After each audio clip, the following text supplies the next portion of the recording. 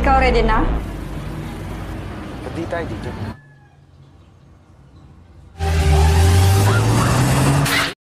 Film diawali dengan memperlihatkan gemerlapnya dunia malam di kota Bangkok. Melalui sebuah agensi tenaga kerja, seorang pemuda bernama Pip berangkat dari Filipina menuju kota Bangkok, dan malam itu ia baru saja tiba di sana, guna mencari peruntungannya di kota tersebut.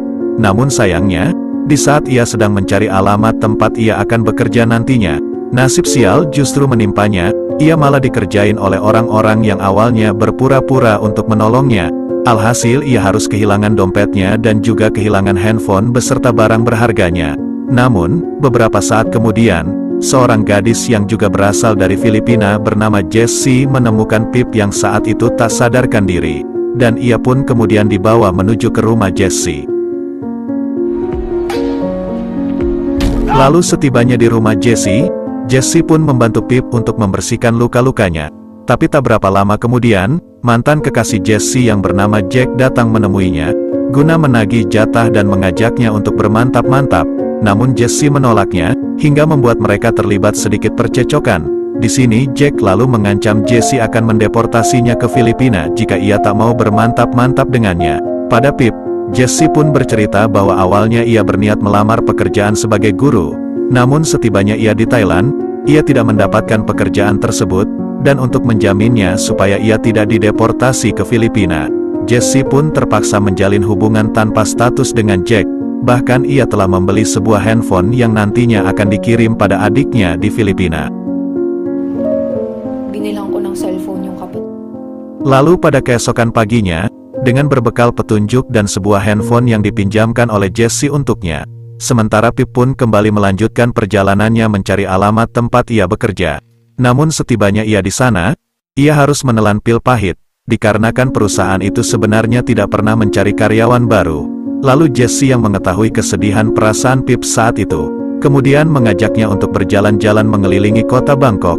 Awalnya Pip menolaknya dikarenakan ia tidak memiliki uang setelah dirinya dirampok oleh orang-orang berandalan kemarin. Namun di sini Jessie tidak mempermasalahkan hal itu, sehingga mereka pun menghabiskan waktu bersama dan berjalan-jalan di kota Thailand tersebut. Dan karena sama-sama terbawa suasana, malam itu pun perjalanan mereka ditutup dengan aksi bercocok tanam dan bermantap-mantap. We are not looking for the employees. Lalu setelah mereka selesai dengan aksi mantap-mantapnya, terlihat mereka mengobrol satu sama lain. Di sana Pip lalu menanyakan tentang tanda lahir yang ada di sisi kiri gunung kembar Jessie. Lalu Jessie mengatakan itu merupakan tanda lahirnya. Ia juga mengatakan akan sangat mudah menemukannya dengan tanda lahir itu jika di suatu saat nanti ia akan menghilang. Di keesokan paginya, Jessie terlihat mengantarkan Pip ke stasiun kereta api. Dikarenakan pada saat itu Pip telah mendapatkan pekerjaan baru, sebelum berangkat, Pip juga mengembalikan handphone yang pernah dipinjamnya dari Jessie. Ia juga berpesan pada Jessie bahwa ia akan mengunjunginya pada saat ia mendapatkan hari liburnya nanti.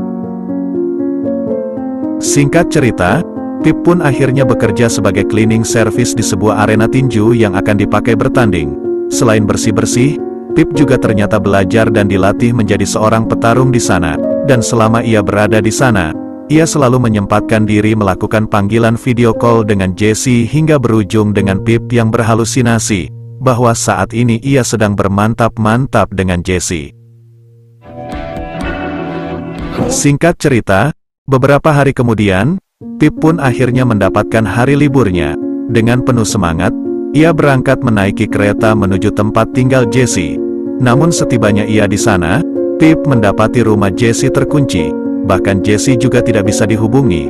Lalu seorang tetangga Jessie yang melihat Pip di sana, kemudian mengatakan bahwa beberapa hari yang lalu Jessie telah dibawa petugas imigrasi untuk dideportasi ke negara asalnya. Mengetahui akan hal itu, Pip pun merasa sangat sedih dan bingung. Terlihat ia pun menghabiskan waktunya dengan minum-minum enak di sebuah bar. Bahkan pada saat dia akan bermantap-mantap dengan seorang gadis yang ia temui di sana, Pip pun berhalusinasi bahwa ia sedang bermantap-mantap dengan Jessie, yang akhirnya membuat dirinya ditinggal oleh sang gadis. Namun setelah itu, secara tidak sengaja ia pun melihat Jack, mantan kekasih Jessie, berada di sana, dan pada saat di tempat yang sepi, Pip pun akhirnya menghajar Jack hingga meninggal. Tersadar bahwa ia telah mengirim Jack ke alam lain, Pip pun langsung melarikan diri dari tempat tersebut.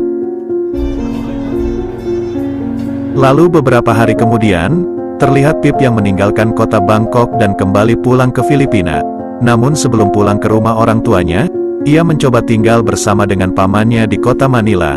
Ia tak langsung pulang ke rumahnya agar tidak membebani keluarganya, dikarenakan ia belum berhasil mendapatkan pekerjaan baru. Namun di malam harinya, Pip melihat pamannya yang sedang bermain taruhan secara streaming melalui handphonenya. Di sana pamannya kemudian mengenalkan sebuah situs yang menuntunnya melihat gadis-gadis mulus dan bohai yang sedang memamerkan kecantikannya.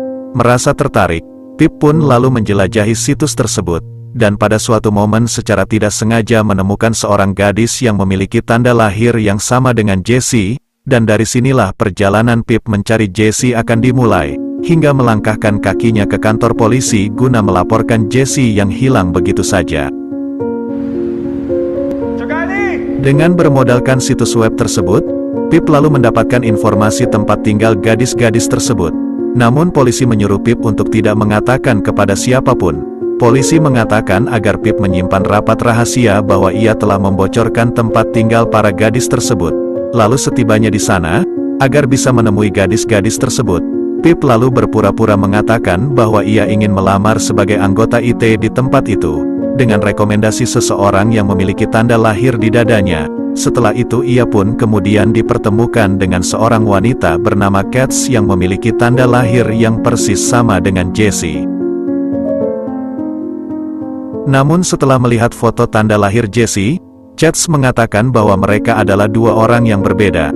Tapi di sini Pip yang merasa yakin dengan perasaannya. Ia tetap ingin menjalin hubungan pertemanan dengan Cats. Singkat cerita, beberapa hari kemudian, Pip terlihat kembali mengunjungi tempat tersebut guna menemui Cats. Tapi pada saat di depan rumah, ia malah bertemu dengan seorang wanita yang bernama Nina. Nina merupakan operator atau pengurus para gadis-gadis tempat Cats bekerja saat ini.